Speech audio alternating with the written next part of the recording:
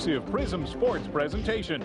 Prism, for 15 years, the channel the 76ers call home.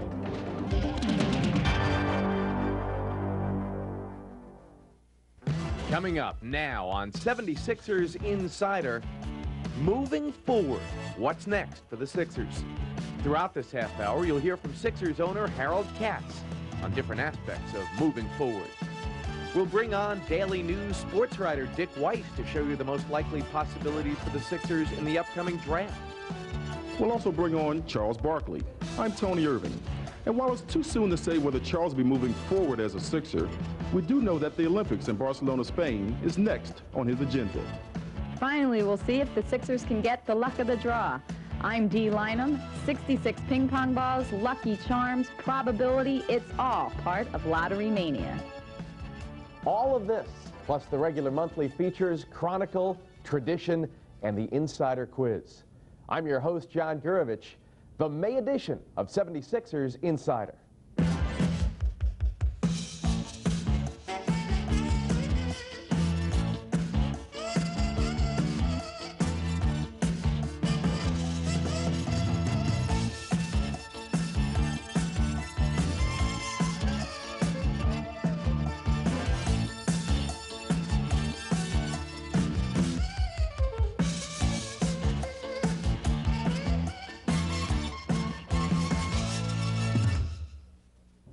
Once again this month, we have Travel One on board as a sponsor. Travel One is the travel agency that books all of the Sixers flights and hotels.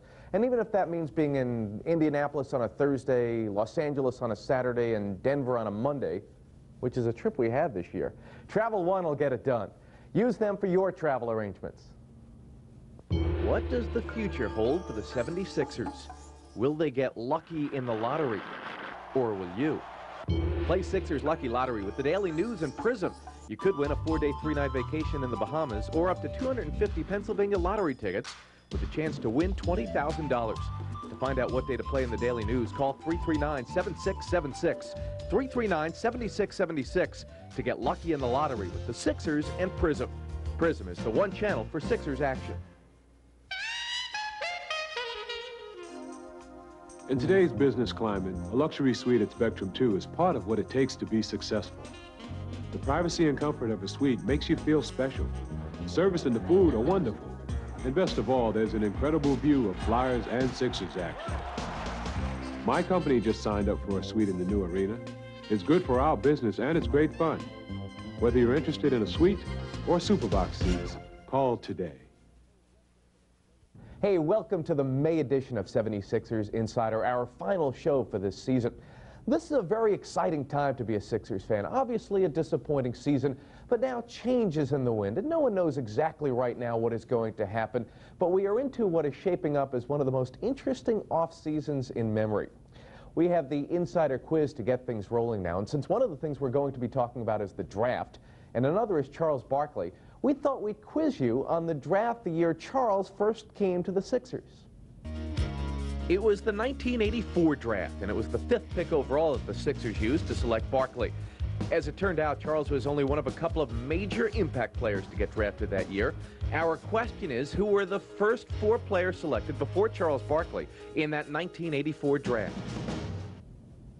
All 4 are still very much active in the NBA, 2 with their original team still, and 2 with different teams. The answer is coming up later in this half hour. Right now, let's get into our Chronicle segment. We're going to allow ourselves one more look back at the 1991-92 season, show you a couple of highlights. There weren't many, but there were some, and that's what we focus on here in Chronicle. Let's go way back first to the 5th game of the year. This was November 8th, and it was a 10-point win over a Golden State team that would go on to win more than 50 games. It was also part of an early 5-game winning streak that included the Sixers' only 40-point individual performance of the season, the 43 points Hersey Hawkins poured in a mid-November game at Orlando. You may remember the Sixers' thrilling weekend in early December. Portland was in town on a Friday night. Charles Barkley was out with a ribcage injury, and the Sixers got a desperation 3 from Johnny Dawkins at the end of overtime to win it. The next night, still without Charles, the Sixers battled Michael Jordan and company and came out with a 3-point win over Chicago. The best moments of the season were on January 8th with Houston at the Spectrum. After a 5-year absence and several weeks of rumors, Jeff Ruland was back in a Sixer uniform, and he keyed a 10-point win. His stats that night were okay, 9 points and 3 rebounds, but it was his presence on the floor and his court savvy that seemed to give the Sixers new life. Later in January, the Sixers put together a second 5-game winning streak, playing their best team ball of the season. Contributions came from a number of different players, and the Sixers battled back to a .500 record and seemed to be on their way to turning the season around. It was short-lived, though. Ruland suffered a new injury, and after January 24th, played in only 4 games the rest of the season. Still, hopes were raised again right after the All-Star break when the Sixers played at Miami on February 11th. Sixers trounced the Heat that night, and in so doing again evened up their record at 24-24. That, as it turned out, was the last time the Sixers were at .500, and was pretty much the end of the highlights for 91-92.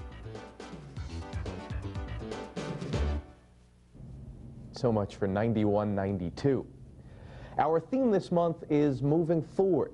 What's next for the 76ers? Well, the lottery is set for next weekend, but if the Sixers do not get one of the first 3 picks in the draft, they will most likely have the number 9 selection when the draft itself rolls around on June 24th. Now, who's going to be available at number 9? For that, we talked to Dick White, sports writer and college basketball expert from the Daily News. Just a brief interview to outline some of the possibilities. And to get into that, first a brief comment from the owner of the Sixers, Harold Katz. I'll tell you one thing right now. There's a definite player. In this draft, there's a player up to probably 15. And I think that the fortunate part of the teams that didn't make the playoffs, like the 12, 13, 14, they're going to get a very good player. Unfortunately, you might get as good a player at 14 as you get at 9, because it's a matter of the eyes of the beholder. But I think it's so close. Close enough to make it something of a guessing game at this point. Let's talk to Dick Weiss now. Dick, first of all, welcome on board 76ers Insider. Hey, John, it's nice to be here. It's nice to be back home, actually. Let's talk a little bit about who is not going to be available for the 76ers with the number 9 pick that they most likely will have. Obviously, you don't think those ping pong balls are going to roll the right way, huh? It's certainly possible. We've got our fingers crossed. But certainly at number 9, Shaquille O'Neal will be gone. Obviously, Alonzo Mourning will be gone. Christian Laettner will be gone. And if they're available, Jimmy Jackson and Harold Miner will be gone as well. What other players are not going to be there when the Sixers get around to that number 9 pick? Most people would suggest to you that Jackson and Harold Miner would be number 4 or 5. Even if they're not 4 or 5, they're most likely to be 5, 6. I happen to prefer Walt Williams from Maryland as the 4th best player in the draft because of his versatility and his ability to play both guard spots. But I believe that the first 6 players are probably predetermined. Then you're in a situation where some team will probably pick Adam Keith at 7 because there's a dearth of power forwards in the draft. Keith is a 6'9", 230-pound power forward from Stanford who has an excellent grasp of the game, an excellent shooter, and I think he'll be gone. So now you're basically coming down to 9. 9 will probably be either Tom Gugliotta from North Carolina State, Malik Sealy from St. John's, Tracy Murray from UCLA, Anthony Peeler from Missouri, Todd Day from Arkansas, or Bryant Stith from Virginia. Those are the players I like at 9. There are other players who might get some interest just because of they are very intriguing to specific owners, guys like Robert Horry, who was a legitimate rebounder, shot blocker at Alabama, Doug Christie, who can play both positions out of Pepperdine. But basically, I think that's the group we're talking about. No real center, no real big man that would be worth picking at number 9? No, I don't think you, I mean, after the big 3, you're really down into a second level of centers. You're talking Oliver Miller, who really needs some weight control programs. I heard he showed up in Orlando at 320, and that's not a real good weight to show up at it unless you want to be a Dwayne Chintz's pick. I also think that Elmore Spencer from Nevada, Las Vegas is no better than a backup center and could easily be a second rounder if you're looking for a starter. So I have some serious questions whether there's anybody else. I mean, Keith can make this transformation and play the 5 if need be, but he'd be a small 5 at 6'9", and because he doesn't have morning shot blocking skills, it would be more of a stretch for him.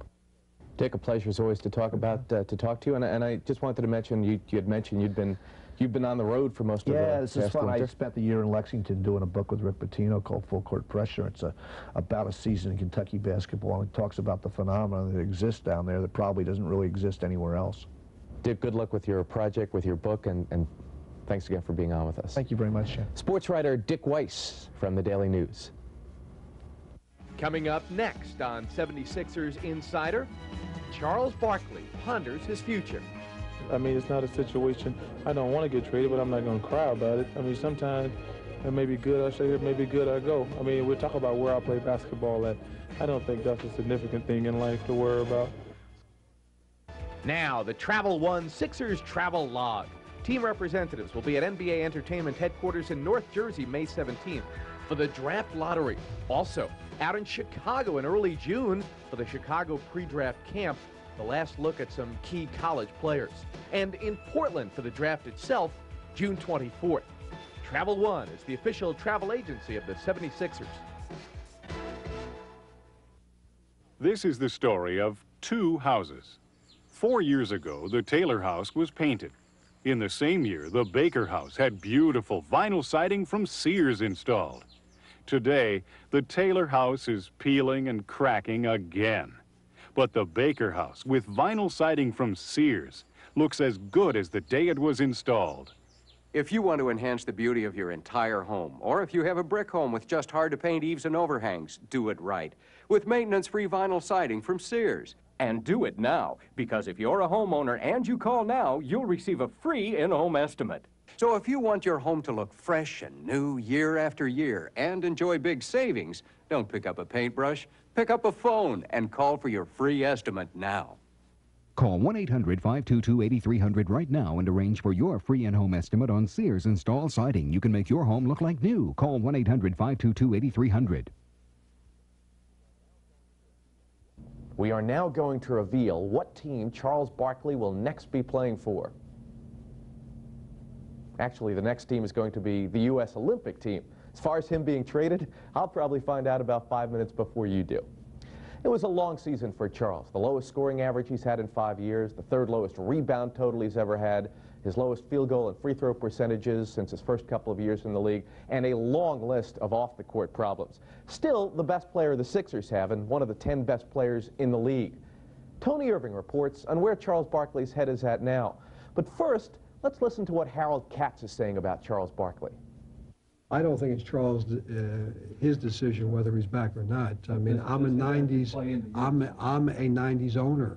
I'm going to do what I think is right for the team, and I'm not going to have him, I'm not going to use his quote, but I'm not going to have him dictate to us what we're going to do. So whether he wants to or not, if that's best for the team, he's going to be here.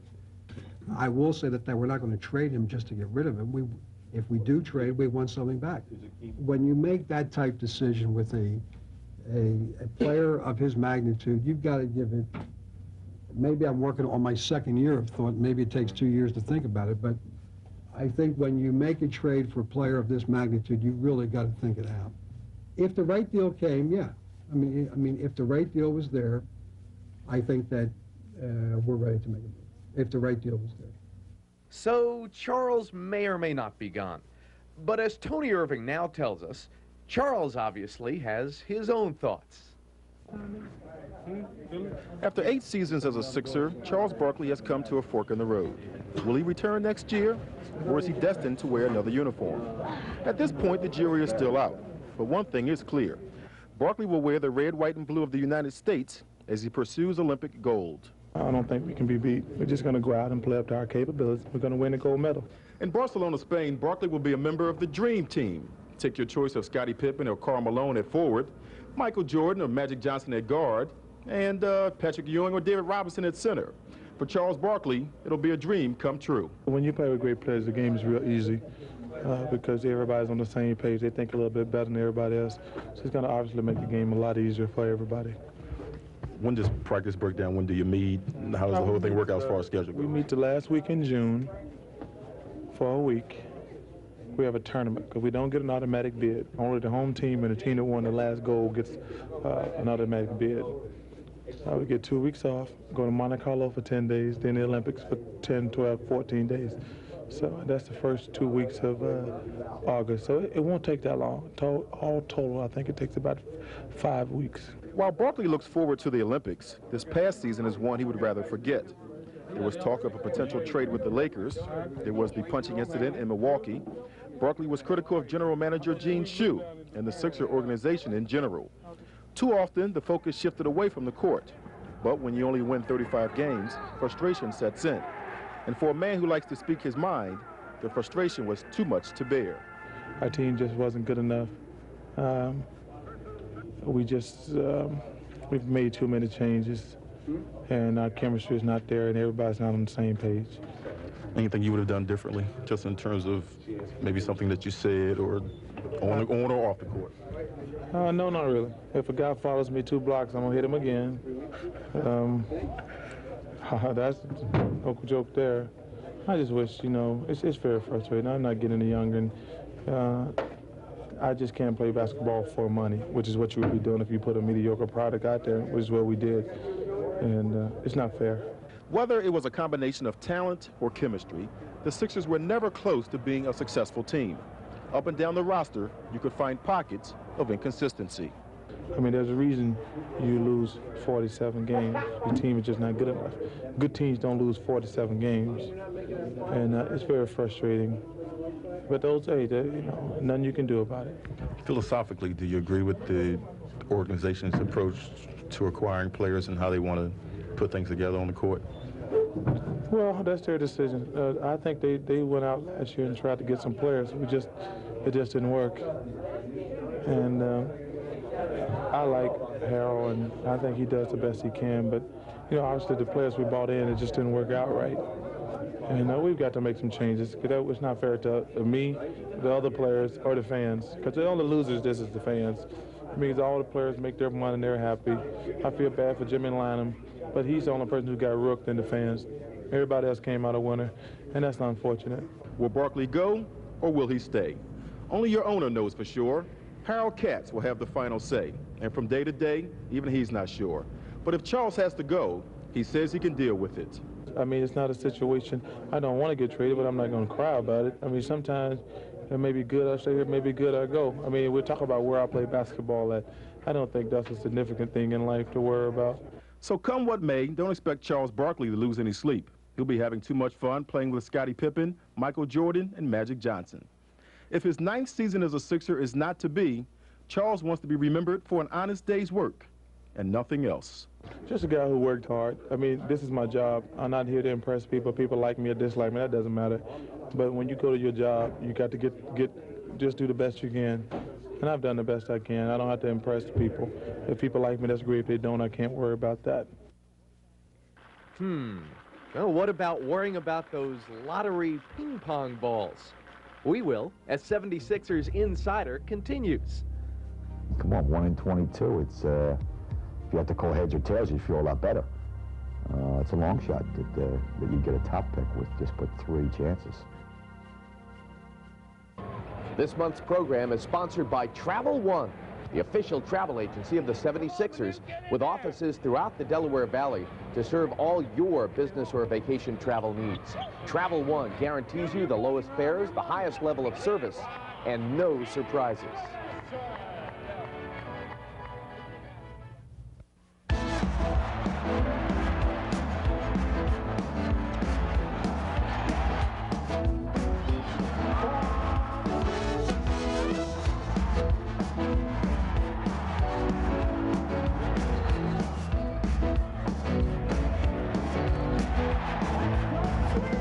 If you want to learn some of this stuff, there's only one place to go, the 76ers camps.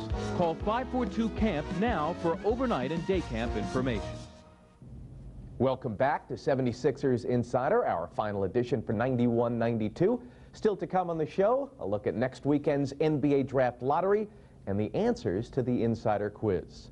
Right now, though, tradition, our monthly look back at Sixers past. This month, a look back at a former Sixers coach, the venerable Jack Ramsay, who on Monday is being inducted into the Basketball Hall of Fame. Well, it's a great honor, John. It really hasn't hit me completely yet. I was talking to Billy Cunningham, who called me after I had been selected, and he said, you won't really feel it until you're up there, and it actually happens, and you'll see the people that you're in with, and you'll get a sense of what the whole thing is about. The others this year are Bob Lanier, Lou Carnesecca, and Connie Hawkins. Jack Ramsay is a Philadelphia native who played at St. Joe's in the 1940s, and competing then against teams led by the nationally prominent coaches of the day, got hooked on getting into coaching himself. I decided then that this was something that I really wanted to do, because I could see the influence that the coach had on his team. And I thought I'd like to try that. That seems fascinating to me. Ramsay became the St. Joe's coach in 1955, and after 11 very successful seasons there, he moved to the Sixers, first as general manager in 1966, and then 2 years later as coach, a position he held for 4 seasons and 174 victories.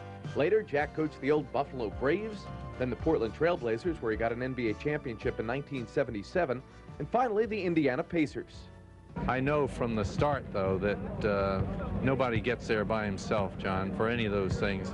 And there are so many people that have a hand in my getting to the Hall of Fame that, you know, there's almost an uncountable number of people who have paved the way for me to get there. Jack Ramsay getting inducted into the Basketball Hall of Fame on Monday. The Basketball Hall of Fame in Springfield, Massachusetts. Well, Sunday, May 17th is the NBA Draft Lottery, the intriguing process that the NBA uses to determine who gets the top 3 picks in the draft. The Sixers' odds of getting the number 1 pick, 22-1. The odds of getting any of the top 3 choices, about 6.7 to 1. As Dee Lynam will now tell us, now is the time for good luck charms. Again, though, first a quick comment from Harold Katz, who is looking for the ping pong ball that would bring the Sixers the number 1 selection. We're going to get that ball, by the way. I feel very lucky on that. I feel if I could have bought some balls, I would have bought some balls. I'll tell you right now. We have a 22-1 shot for the first pick. We have 11-1 on the second pick, and I think comes down to 6-1 on the third pick. So we have a shot. I mean, we have a chance. And you spin it, and anybody has a chance. So I feel lucky. I think that we're overdue for some luck. And I do feel lucky, I'll be honest with you. Luck is exactly what it'll take. Dee Lynam now reports on Lottery Mania. The second pick in the 1985 NBA draft goes to the Indiana Pacers. The horseshoe works. Basketball is back in New York City, my friends. The second pick in the 1991 NBA draft goes to the New Jersey Nets. There's Alan Briscoe of the Hornets. They've got the top pick. That the first pick in the 1991 NBA draft goes to the Charlotte Hornets. Lottery. Yes, the Sixers will get a chance at their own lottery luck on May 17th. On that day, the NBA will determine just who will draft where with the first 11 picks. Now, the NBA lottery has definitely gone through evolution, and if you're not completely up on how it works, here's an overview of the system. Put the ball in here, and then he hits a lever, and the ball goes into the drum, and then we do that for each team until we have all the 66 balls in. Then we turn on the switch. It makes a lot of noise. So, don't be surprised with that. A lot, kind of a roaring noise. The balls will be mixing for 30 seconds. And he hits another lever, and a ball pops up into here, and we'll tell you who's number 1. The Sixers finished with the 9th worst record, so they'll be receiving 3 ping pong balls in the bin. How optimistic should one feel? Come on, 1 in 22. It's if you have to call heads or tails, you feel a lot better. It's a long shot that you get a top pick with just but 3 chances. Some people may think that's heavy odds, but how many times have you seen horse races where 22-1 or better odds wins the race? And if that long shot does come in, what a payoff. Shaquille O'Neal is waiting patiently in the wings, and there is little question he will be taken at number 1. I don't want to be speaking, out of turn for the Sixers not having a caucus, but we seem to be pretty unanimous by everybody who's seen the players that Shaquille's going to be the top pick by whatever team. He's going to have a dramatic impact. Again, I'm not saying he's going to automatically bring a team the NBA championship, but that he's a big, strong, physical type of player who's equipped to play the center position. I mean, there's no doubt about that. Getting Shaquille would be a godsend. Drafting at 2 or 3, that means you are the runner-up. The Sixers would still be in a very good position to improve their team. I think the next 2 players, not necessarily in this order, would be Alonzo Mourning from Georgetown and Kristen Leitner from Duke. And that's probably a case a little bit of maybe one's needs or beauty in the eye of the beholder. They're probably a little bit different in that Mourning is more of an inside player, or maybe a little bit more of a perimeter player. And if the Sixers don't get 1, 2, or 3, well, better to think with optimism at this point. So cross your fingers and hope for, yes, that number 1 pick. And of course, pull out all the stops when it comes to your lucky charms. I have a lucky tie, and I'm going to take my lucky tie with me. It's not this tie, by the way. You've had your eye on this tie.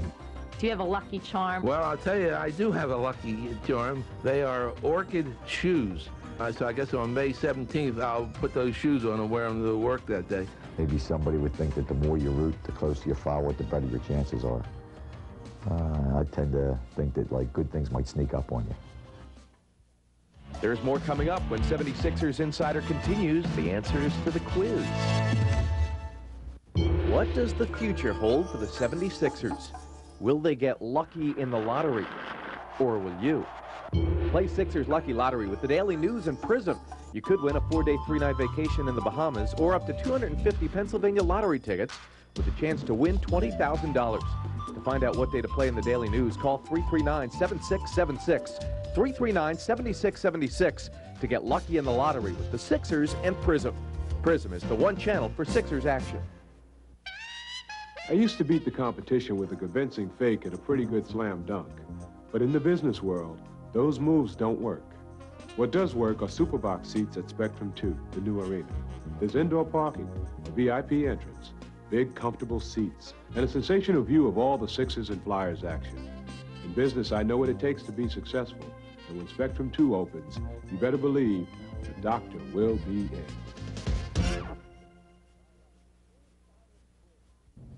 All right, the Insider Quiz. At the beginning of the show, we asked you to look back at the 1984 draft, the year the Sixers had the 5th selection overall and used it to pick Charles Barkley. Let's see what you came up with. Who were the first 4 players selected before Charles in 1984? First was Akeem Olajuwon, taken out of the University of Houston by the Houston Rockets, for whom, at least for now, he is still employed. Second, Sam Bowie from the University of Kentucky, drafted by the Portland Trail Blazers and now a member of the New Jersey Nets. Third, the University of North Carolina's Michael Jordan, selected by the Chicago Bulls. And fourth, another Tar Heel, Sam Perkins, going to the Dallas Mavericks and now playing for the Los Angeles Lakers. Just goes to show the draft is an inexact science at best. It's easy to say now that Michael Jordan should have been the #1 pick in the 1984 draft and that Charles Barkley should have been picked in front of Bowie and Perkins, but now is now and then was then. This is my lucky penguin, and I will be stroking his head come lottery day, and if this doesn't get it done for the 76ers, well, I don't know what will. Hey, thanks for watching 76ers Insider. We'll see you next year. Clothing was provided by Tory, the official clothier of the 76ers. Regular, big, and tall sizes, 36 to 70. Clothing, sportswear, and outerwear.